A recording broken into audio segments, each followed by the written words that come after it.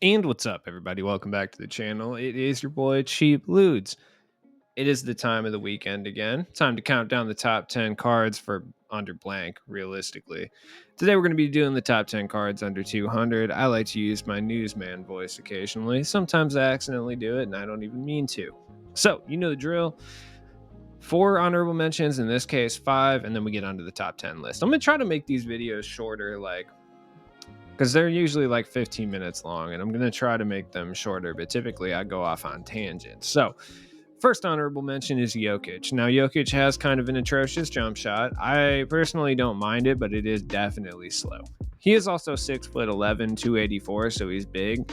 He can move pretty well, and he's got a good stable of badges. Like, he's very well-rounded. So if that's kind of what you're looking for from the center position, if you want someone that can handle the ball, play, a tiny bit of interior defense, score in the post, shoot from deep, etc., and distribute the ball, Jokic is kind of your best bet in that. But like I said, he's got a pretty bad jump shot, so you kind of just have to understand that. It's always weird when people hit the honorable mentions that have been on these lists for a really long period of time, but I think it's time. Andre Karolinko is now an honorable mention. Now, that being said, he's cheap enough to qualify for the budget card list, so he'll be featured heavily on there. AK is still demonic. He's still a beast. Like, there's nothing wrong with this card for sure. It's just like he's been on this list every week since he came out. So, he's still good. Most of you guys have him already, though. That's just what it is. Next up is a card I don't think is really worth the price he's going for, but if you're a Bron fan, like, you can still get away with running Lebron. He's still good enough to be on this list. I just don't think he's worth the price. My thing is, like, if you can get AK for 25k with base 98, there's really no point in grabbing this LeBron unless you're a LeBron fan. That being said, if you are, he's under 100k for, like, consistently for the first time ever, so it's not the worst time to pick him up. Another honorable mention, the fourth one, would be a card that I think is a little bit too expensive as well, and that's Chris Bosh. He came out at a time when opals were really hard to pull from packs. He's still more than usable and very good, but I just think there's better big men out there that are significantly cheaper. Like, my man is pretty expensive, though he does have the sick, like, I don't know, what would you call those? I love that hairstyle on Chris Bosh. That's how I remember Chris Bosh. I don't remember Chris Bosh in his shaved head Miami Heat days. I remember him with his sweet hair with headbands and stuff from Toronto. Final honorable mention is an honorable mention just because he's, once again, too expensive. You'll notice a trend with all these honorable mentions. They're all just kind of a little bit too pricey. And that would be Jordan. Jordan's still good, but the thing is, there's so many good two guards you can either A, buy for cheap or earn for, relatively little playing time, or just earn for free, period, that I don't think it's worth spending 85k on Jordan. That being said, he is one of the better defensive two guards for sure. He's not the greatest movement-wise, but his jump shot is really good. Now, on to the list, shall we? Number 10, Derrick Rose. Now, I'll be honest, I did not enjoy this card when I had him. I picked him up when the market fell apart about a week ago, and I played a few games with him, and I wasn't the biggest fan of the card personally, but he doesn't really fit my playstyle, so it is what it is. And you guys have watched me play before. I'm kind of ass, let's be real. So maybe in the right hands, Derrick Rose will be an absolute demon. He is one of the best point guards in regards to movement in this game. So if you're someone who likes to move, attack the rim, get open shots, Derrick Rose is definitely going to be someone that's going to help you out. 6'3", so he's not the smallest. He's not the biggest either. He's average. He's okay, but he's decent. Number 9's more of a next-gen shot-out, to be completely honest with you. Like, he's not... I would highly advise not picking him up on current, and that's Carmelo Anthony.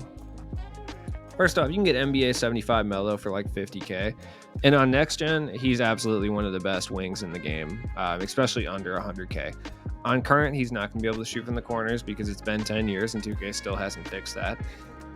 I just don't understand why they don't just give him a different jump shot. Like, every single year we have a bunch of cards that come out with jump shots that aren't theirs, especially later in the year, but for some reason they never do that for Carmelo Anthony. I don't understand. It's not like I want him to have like Exum base, but just give him the same base that like Eddie Jones has or something. Like, it doesn't matter.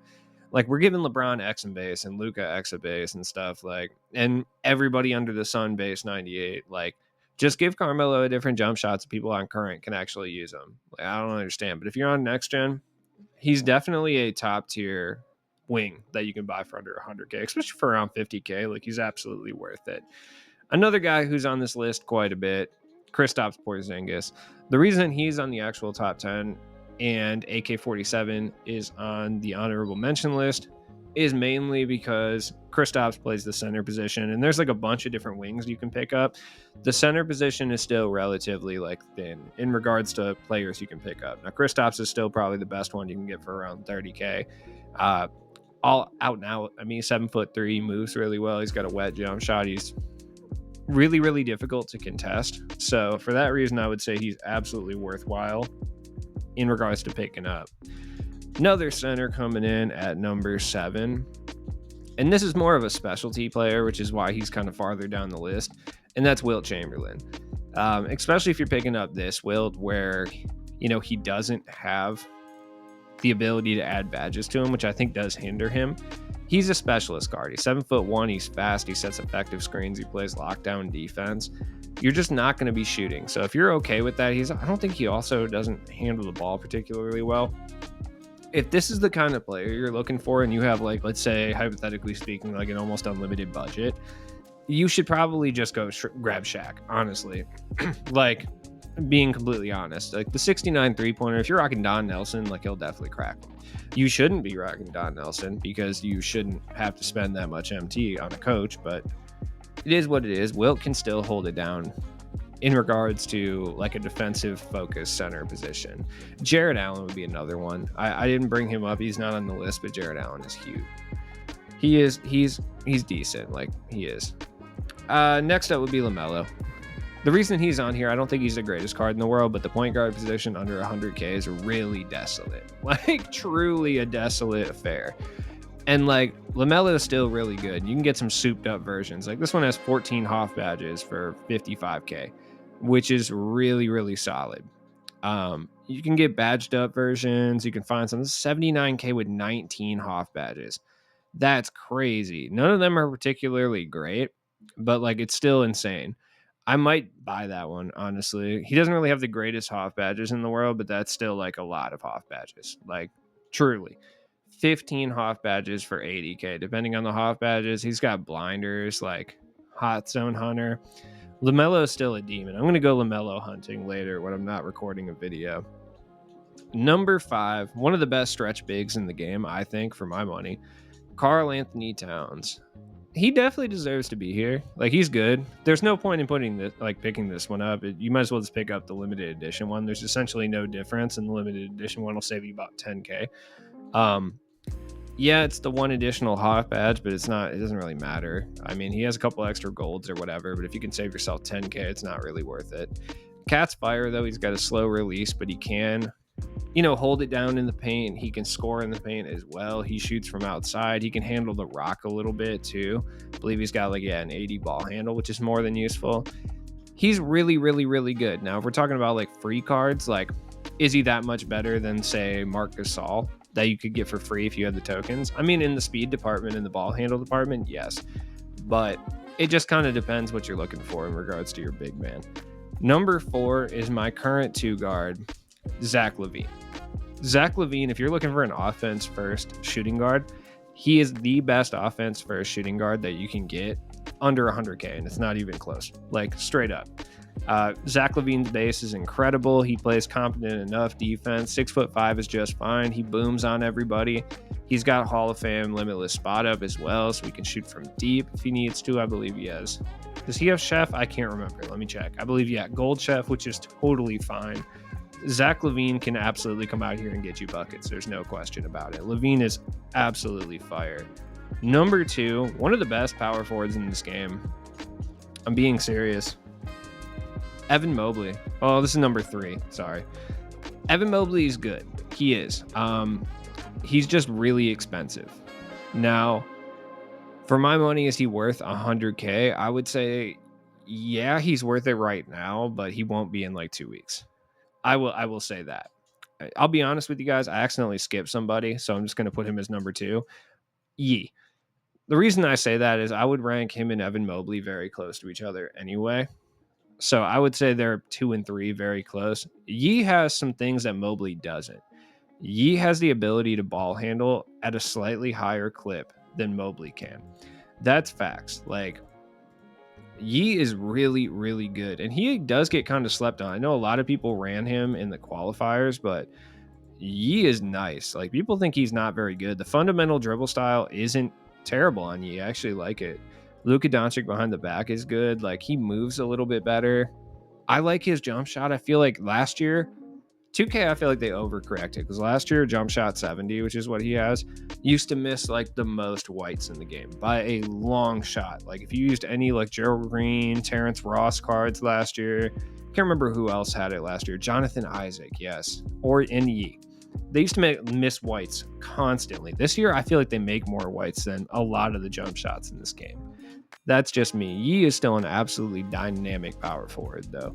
And number one, it should come as no surprise to anyone, especially for fans of this channel, Scottie Pippen, dude. You can get Scottie Pippen for like 50K, which is absurd. Like, you should not be getting this card for this price. Like, he's so good.